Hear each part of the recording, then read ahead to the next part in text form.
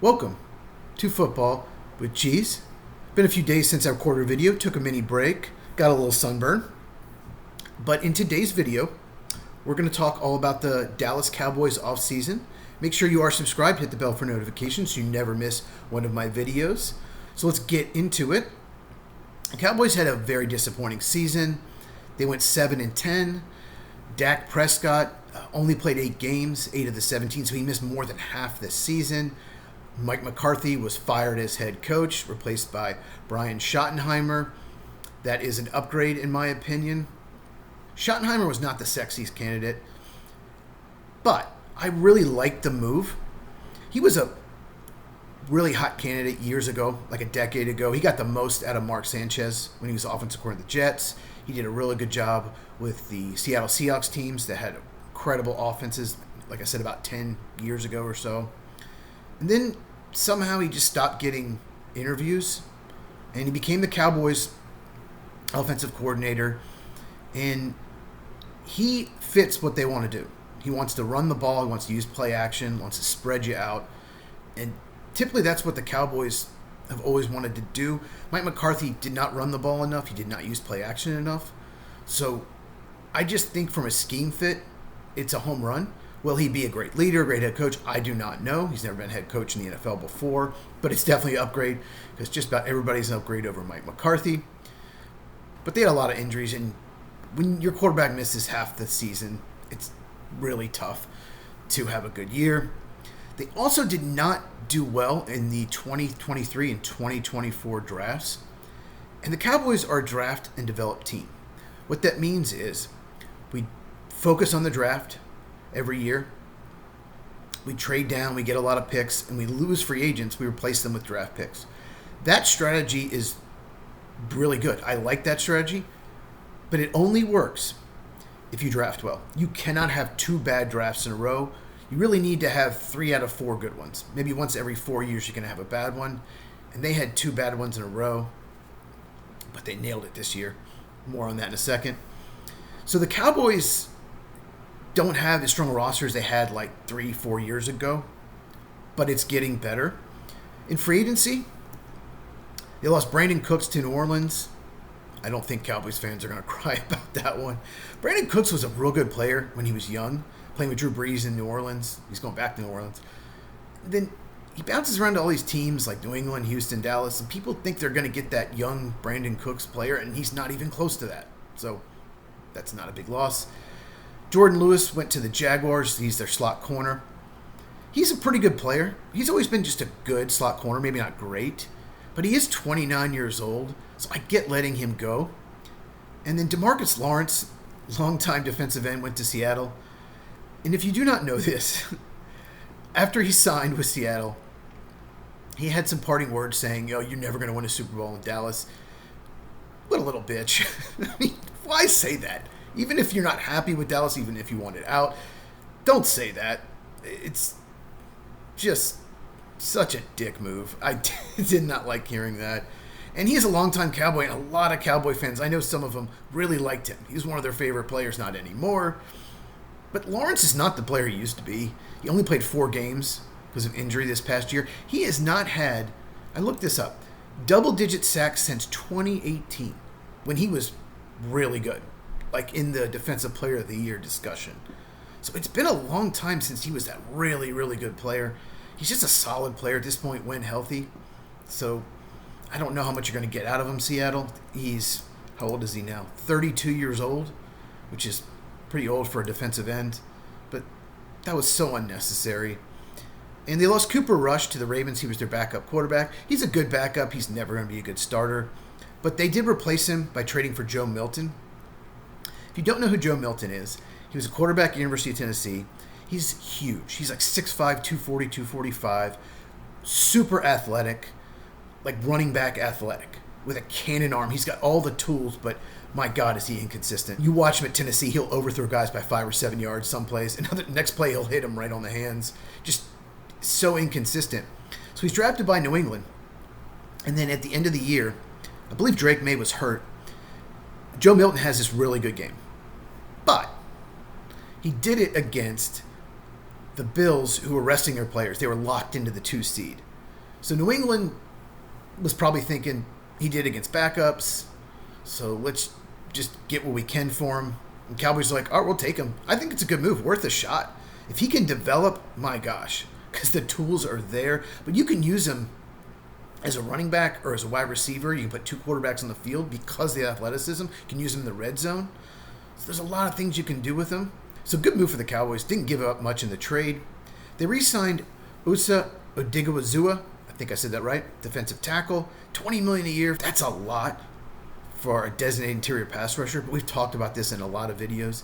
Interior pass rush is more important than outside pass rush. You've got to have it to be successful in the NFL.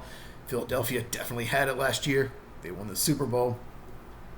They signed Javonte Williams from Denver and Miles Turner from the Panthers. Those are running backs. Those are sneaky, underrated moves. Both players have been starters before. I don't think either one's more than an average starting running back at this point. I like Javonte Williams signing a little bit better. He was a real good player at North Carolina. And some people criticize the Cowboys for not drafting a running back because they really need a starting running back. That's been a problem for years. But I get it. Don't reach for a running back just because you need it. They let the board come to them. They didn't take a running back till day 3. They took Jaden Blue of Texas, who's a good receiving back. I don't think he'll ever be a starter. Who knows? Maybe he will be. Then you got your starting running back in the 4th round. But at worst, he's probably a 3rd down back for them. They signed Dante Fowler. He's an edge rusher, just add to the group. They traded for Kaiir Elam from the Bills. He's a former 1st-round pick that has not been a good player, but worth a flyer. And they traded for George Pickens. So George Pickens is an outstanding talent. When the Steelers took him, there were rumors of immaturity, attitude issues at Georgia. So instead of going in the 1st round, he falls to I believe in the 50s. The Steelers are like, okay, we'll take him. And Pickens has been a really good player in this league. He made some amazing catches last year. Did you see that playoff game against the Ravens? He was the reason they were in the game at all. They lost by 14. It would have been a complete blowout without Pickens. He was terrific in that game. More in the receiving core in a second, but I want to talk about their draft. So in the 1st round, I do believe they reached for Tyler Booker. He's a guard from Alabama, but I get it. Jerry Jones, the owner, loves taking offensive linemen in the 1st round, whether it be a tackle, center, guard. He doesn't care. He wants to be strong on the offensive line. I think they could have traded back and gotten him.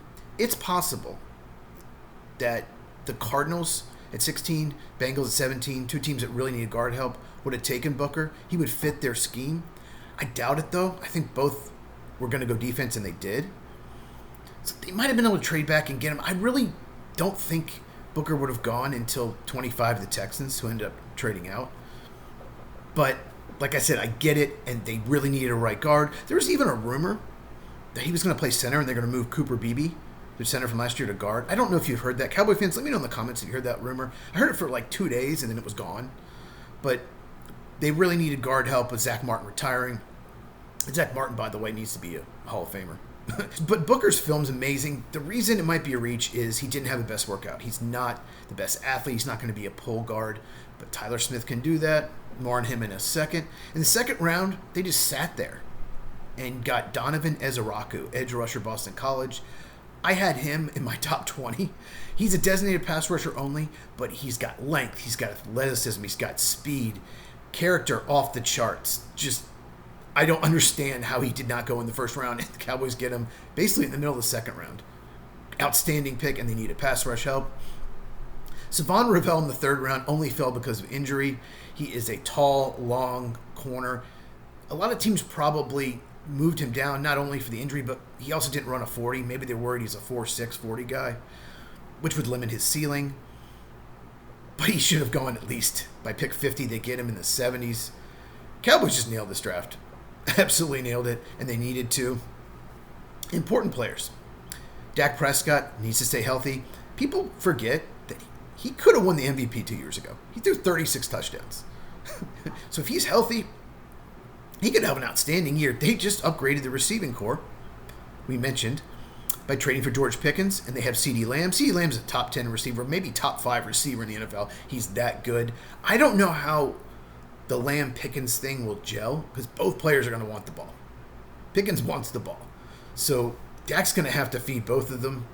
But if Pickens doesn't have an attitude and he plays well and he likes it there, you can extend him. And that could become one of the best 1-2 combinations in the NFL. This offense could be really, really good. Tyler Guyton, let's talk about him. He's our left tackle. He was a right tackle at Oklahoma. He really struggled as a rookie. He's such a good athlete. He's got all the tools, but he looked like a rookie last year. They really need him to step up because they've got to keep Dak healthy. And then I mentioned him earlier, Tyler Smith, their left guard. He's an absolute stud, can run block and pass block. On defense, Micah Parsons is one of the best defensive playmakers in the NFL. Really good edge rusher, can play off-ball linebacker too. He's just an absolute stud. They've got to get him extended sooner rather than later. Sam Williams, another edge rusher. They didn't have him all of last year. He would have probably been my breakout player if I had this channel last year. But he tore his MCL and ACL in training camp. If he's healthy, with adding Ezeraku in the draft and Fowler in free agency, that could be a really deep, talented pass rush group. And at cornerback, so Trevon Diggs, he's had knee issues last few years. If you don't know who he is, he's a guy that some games looks like the best corner in the NFL. Will make pick sixes, make all these plays, and the next game he'll give up 2 touchdowns. He takes a lot of chances, but they need him to stay healthy. The cornerback room was not the same without him. Got to mention Deron Bland as well. He's another playmaker at the cornerback position. I wonder if they're going to move him into the slot with Jordan Lewis leaving in free agency when Savon Ravel's healthy. Then you have Diggs and Ravel on the outside and Bland in the slot. That could be a really good cornerback room. Breakout player. I'm going to go with Marshawn Nealon. He's an edge rusher from Western Michigan. Player I was really high on last season. Did not have a great rookie year. Sometimes it's tough for rookies that come from the MAC conference to translate in the NFL, especially early on. That takes a year or two. But he's got talent. His film was incredible at Western Michigan. So I saw a stat. Cowboy fans are not going to want to hear this. They have the longest streak, 29 years, of not making an NFC title game in the entire NFC. Detroit made it last year. Washington made it this year. 29 years. They haven't been back. So that's crazy because when I was a kid, the Cowboys were really, really good. If you're old enough to remember how good the Cowboys were back then. But their outlook, they should be better. If Dak stays healthy, the offense is definitely going to be better. It could be one of the best offenses in the league, especially if they can run the ball. So that 7-10 could easily flip to 10, maybe even 11 wins if you keep Dak healthy. And you've upgraded head coach. That's worth at least 1 or 2 wins. Mike McCarthy is such a bad head coach.